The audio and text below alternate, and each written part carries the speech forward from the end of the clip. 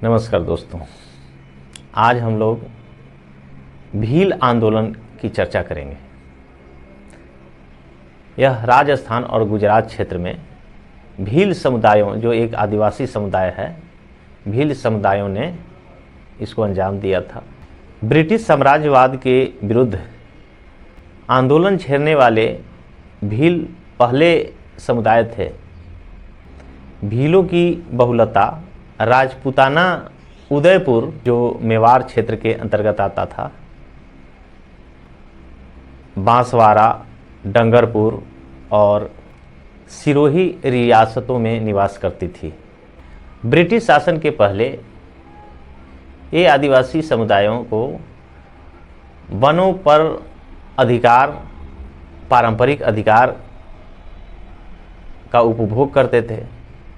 इन्हें किसी तरह का प्रतिबंध नहीं था। 1818 में मेवाड़, डंगरपुर और बांसवाड़ा राज्यों में ब्रिटिश साम्राज्य के साथ संधि की और एक नई व्यवस्था स्थापित की, और इस नई व्यवस्था से उनके सारे अधिकार छीन लिए गए थे और अंततः 1818 में इस नई व्यवस्था के खिलाफ विद्रोह किया था। इसके और प्रमुख जो कारण थे, भील सदियों से राज्य और जागीरों के नियमित और अनियमित सेनाओं में भर्ती थे। संधि के अनुसार मेवाड़ की सेनाएं भंग कर दी गई और भील बेरोजगार हो गए। संधि के तुरंत बाद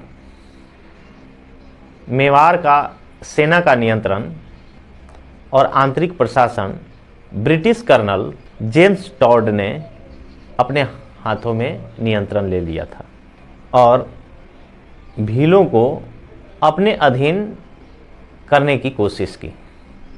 वहाँ के जो भीलों का सरदार होता था, गमंती, अपने बस्तियों के आसपास के गांव से निगरानी के एवज में माल और यात्रियों से टैक्स वसूला करते थे, जिसे बोलाई कहा जाता था, मतलब सुरक्षा टैक्स वसूलते थे।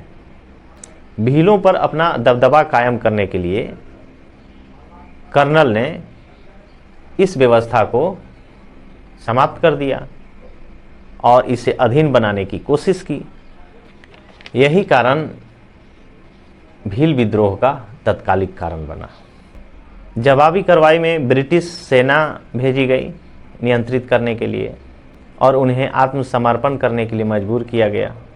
इस हिंसक कार्य से व्यापक रूप से भीलों के बीच आक्रोश फैल गया। भीलों के विद्रोह को कुचलने के बावजूद वहां शांति स्थापित नहीं कर पाई। लंबे समय तक शांति स्थापित करने के लिए अंग्रेजों ने नई व्यवस्थाएं लाई। भील क्षेत्रों के सामान्य प्रशासन अपने नियंत्रण में करने के लिए कई प्रयास किए और इस प्रशासनिक देखभाल के लिए अपना एक पेड सर्वेंट या एजेंट नियुक्त किया। 1841 में उनकी कमान में मेवाड़ भील कोर MBC का गठन किया गया। इस कोर का इस्तेमाल अंग्रेज़ों द्वारा और राजाओं द्वारा क्षेत्रों में कानून व्यवस्था बनाए रखने के लिए इस्तेमाल किया जाता था। 1857 के बाद ईस्ट इंडिया कंपनी का सत्ता, पावर ब्रिटिश पार्लियामेंट अर्थात वहाँ के राजतंत्र के अधीन आ गया, ब्रिटिश सरकार के अधीन आ गया। भारतीय राज्यों में कई प्रशासनिक बदलाव किए गए और इसके तहत भील के अधिकारों को भी छीन लिए गए। अब उन्हें बिना कर चुकाए खेती नहीं कर सकते थे, वनों उत्पाद इकट्ठा नहीं कर सकते थे, उसका उपयोग नहीं कर सकते थे, कोई भी लाभ लेने की अनुमति नहीं थी वनों से। नई व्यवस्था के लागू होने से वहाँ के अनपढ़ जो भील लोग थे, इसका फायदा सेठ साहूकारों ने उठाना शुरू किया और अंग्रेजी कानून व्यवस्था का उपयोग करके उनको शोषण शुरू कर दिया। नई सीमा शुल्क स्थापित की गई, तंबाकू, नमक और अफीम पर टैक्स लादे गए, भीलों द्वारा इस्तेमाल किए जाने वाले शराब प्रतिबंधित कर दिया गया। भीलों में जादू टोना, जिसको डांकन प्रथा कहते थे, प्रचलित थी।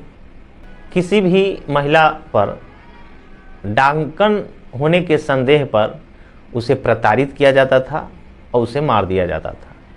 इस प्रथा को रोकने के लिए अंग्रेजों ने कोशिश करने लगी, जबकि भीलों ने अपने परंपरा और संस्कृति पर हमला बताकर इसका प्रतिरोध किया। इससे भीलों में और ज़्यादा गुस्सा आ गया, गुस्सा भड़क गया। दूसरा कारण यह भी है कि 1881 में जनगणना शुरू हुई और भीलों की संख्या कम बताई गई। भीलों का मानना था कि यह जनगणना उन्हें ब्रिटिश सेना में भर्ती होने या भील जाति को मिटाने के लिए की गई थी और इसका तत्कालिक कारण यह था।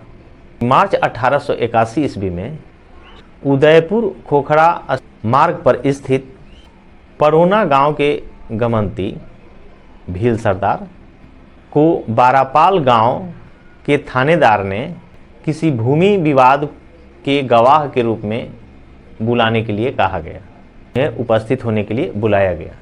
थानेदार ने गमनती को बुलाने के लिए एक कांस्टेबल को भेजा गया, लेकिन गमनती ने जाने से इनकार कर दिया।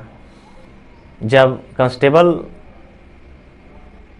बल प्रयोग करने की कोशिश की तो भीलों ने उस कांस्टेबल को, उस सवार को मार दिया।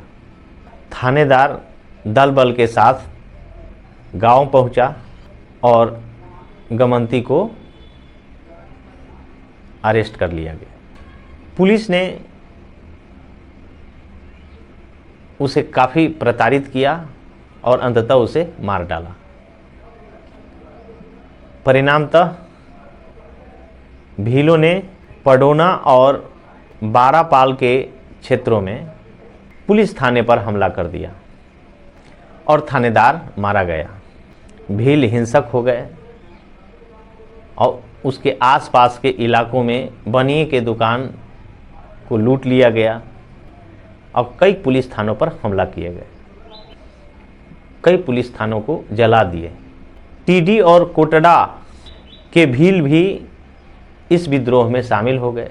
कुछ ही समय में मेवाड़ के पहाड़ी इलाकों में भी यह विद्रोह फैल गया, लेकिन विद्रोह को कुचलने के लिए राज्य और ब्रिटिश सेनाएं भेजी गई। घने जंगलों में परिचालन ठीक से न होने के कारण सेनाएं भीलों को परास्त करने में नाकाम रहे। महाराजा के निजी सचिव श्यामल दास, जो सेना के साथ थे, उसने भी भीलों से बातचीत करने की कोशिश की, लेकिन असफल रहे। अंततः ब्रिटिश प्रतिनिधि कर्नल वाल्टर ने ऋषभदेव में भीलों के साथ शांति समझौता किया और अंततः भीलों को वनाधिकार प्रदान किए गए और करों के संबंध में कई रियायतें प्रदान की गई और यह भीलों का जीत हुई। धन्यवाद।